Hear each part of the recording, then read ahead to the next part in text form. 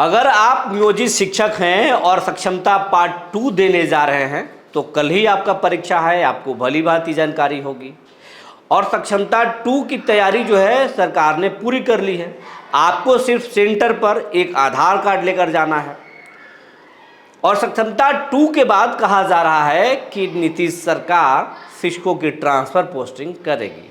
लेकिन हम आपको फिर बताने जा रहे हैं, ट्रांसफ़र पोस्टिंग भी आपका लटकेगा, क्योंकि नीतीश के दिमाग में बहुत कुछ चल रहा है। और ये बात हम आपको लगातार बताने जा रहे हैं कि ये ट्रांसफ़र पोस्टिंग जल्द होने वाला नहीं है, अभी इसमें वक्त लगेगा। नीतीश कुमार चुनाव से पहले कोई जोखिम नहीं लेंगे। अगर ट्रांसफ़र पोस्टिंग होगी भी तो शिक्षकों की सहूलियत देखते हुए की जाएगी, लेकिन इसकी संभावना बहुत कम है। जी नमस्कार, मैं हूं विपुल कुमार और आप देख रहे हैं सूर्य विहार डिजिटल न्यूज। ये चैनल आपका चैनल है और हम आपसे फिर विनम्र अपील करेंगे कि अगर हमारे चैनल को अब तक आपने सब्सक्राइब नहीं किया है तो आप सब्सक्राइब कर लें, बेल आइकन को दबा लें। ऐसा करने से आपको कोई पैसा नहीं लगेगा, लेकिन आपके एक छोटे से सहयोग से ये सूर्य विहार चैनल बड़ा होगा। और इस चैनल को बड़ा होने का मतलब है आपका ताकत बड़ा होना लोकतंत्र के लिए अच्छा होगा। क्योंकि अगर कोई भी चैनल या कोई भी जर्नलिस्ट जब समाज की बात मुखरता से उठाता है, पुरजोर तरीके से उठाता है, तो यही लोकतंत्र के लिए सही होता है। अब हम मुद्दे पर आते हैं। जब से सक्षमता सरकार ली है तब से लेकर अभी तक शिक्षकों में सबसे ज़्यादा अगर किसी बात की चिंता है तो ट्रांसफ़र पोस्टिंग और स्कूल आवंटन को लेकर है।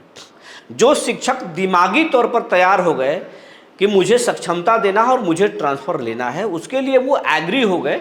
उसके लिए उन्होंने अपना चॉइस भी बताया कि हमको यहाँ यहाँ पोस्टिंग कर दीजिए। वो दिमागी तौर पर तैयार हुए और सक्षमता दे दिए। लेकिन सक्षमता देने के कई महीने बीत गए, अब तक सरकार ने उनके स्कूल आवंटन नहीं किया, ट्रांसफ़र पोस्टिंग नहीं किया। अब सरकार सक्षमता 2 जो है कल लेने जा रही है, लेकिन अभी भी इस ट्रांसफ़र पोस्टिंग को लेकर कुछ भी नहीं कहा जा रहा है। सरकार तबादला नीति बनाने के लिए कमेटी 8 सदस्यीय कमेटी बनाई है और वो 8 सदस्यीय कमेटी पिछले 1.5 महीने से मशक्क़त कर रही है, लेकिन अभी तक कुछ खास नतीजा नहीं निकल पाया। हम आपको बताए हैं कि नीतीश कुमार को भली भांति शिक्षा विभाग के ACS डॉक्टर ए सिद्धार्थ समझते हैं और जो भी अब तक ड्राफ्ट तैयार करके ये सिद्धार्थ को दिखाया गया है, सिद्धार्थ साहब भली भांति समझ गए हैं कि ये नीतीश जी को पसंद नहीं आएगा। इसीलिए अपने वो टीम से लगातार इस पर बात कर रहे हैं, कई तरह के सुझाव ले रहे हैं, एक्सपर्ट से मिल रहे हैं। और शिक्षकों ने इस दौरान जो अपने अपने आवेदन शिक्षा विभाग में जमा किए हैं, किसी ने कहा कि मुझे चॉइस जिला नहीं मिला, किसी ने कह दिया कि हम परिवार से इतने दूर हैं, मेरा स्वास्थ्य खराब है, किसी ने कह दिया हम ट्रांसफ़र नहीं चाहते हैं, मेरे हिसाब से ट्रांसफ़र कर दिया।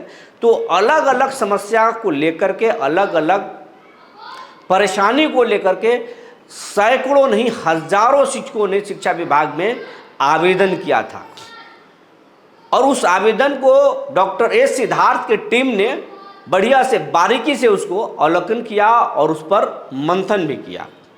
और आवेदन इतने आ रहे थे कि ए सिद्धार्थ अजीज हो गए और आवेदन लेने पर ही मना कर दिया।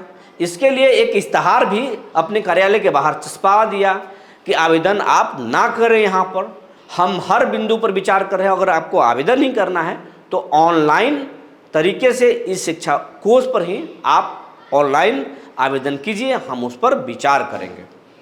तो ये तो एक अलग बात है कि अब तक सरकार जो है कोई ठोस कदम नहीं ली है। इसी बीच एक और जानकारी मिली है, कुछ साथियों ने आपको बताया भी होगा कि नीतीश कुमार जो है डॉक्टर ए सिद्धार्थ को एक जानकारी दी है, टास्क सौंपा है कि हमारे पास शिक्षक अब पर्याप्त हो गए हैं। बीपीएससी से भी हमारे पास शिक्षक हैं और नियोजित शिक्षक भी बड़े पैमाने पर जो है वो सक्षमता दिए हैं। अब उनकी योग्यता पर कोई सवाल नहीं है। तो मेरे पास संख्या भी शिक्षकों का हो गया और शिक्षकों में क्वालिटी भी है।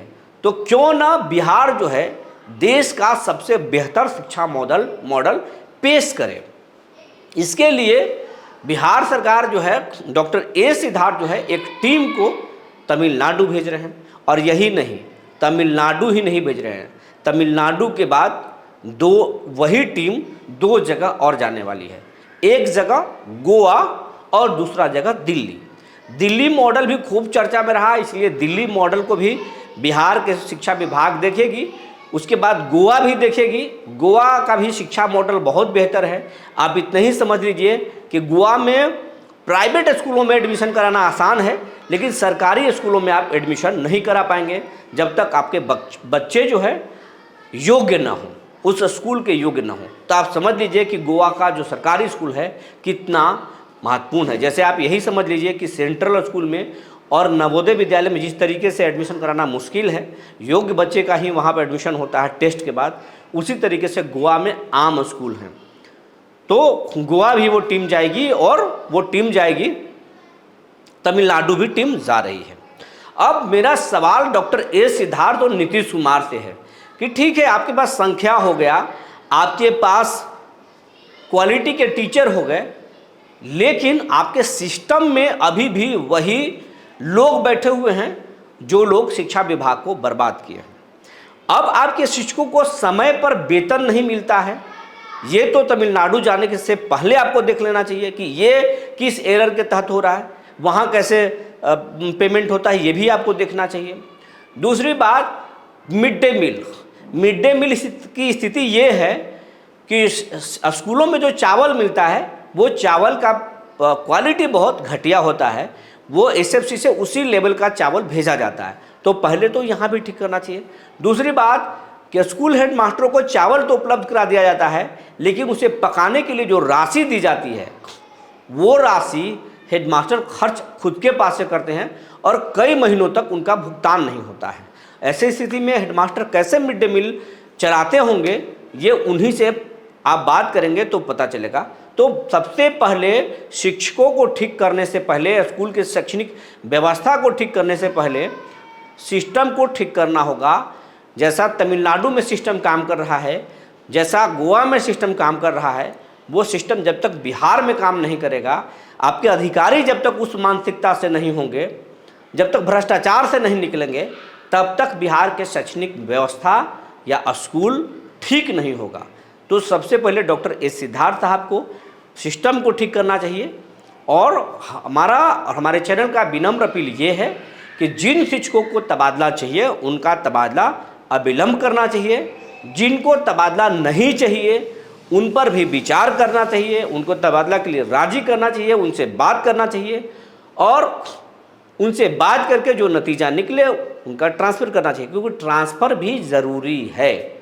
अगर एक ही जगह पर कोई व्यक्ति लंबे समय से रह जाए तो उसके काम की क्वालिटी में थोड़ी गिरावट आती है। इस बात से हम एग्री करते हैं। हो सकता है कि हमारे इस बात से कुछ शिक्षक नाराज़ हो जाएं, लेकिन उसका भी एक रास्ता है कि अगर जो शिक्षक एक स्कूल में है उनको 5 किलोमीटर दूर भेजा जा सकता है। इससे उनके किसी भी काम पर फर्क नहीं पड़ेगा, लेकिन जगह बदलने से उनका फोकस पढ़ाई पर होगा। तो विचार करना चाहिए सरकार को। जो जानकारी निकल कर आई थी हमने आपको बता दिया। तब तक के लिए धन्यवाद।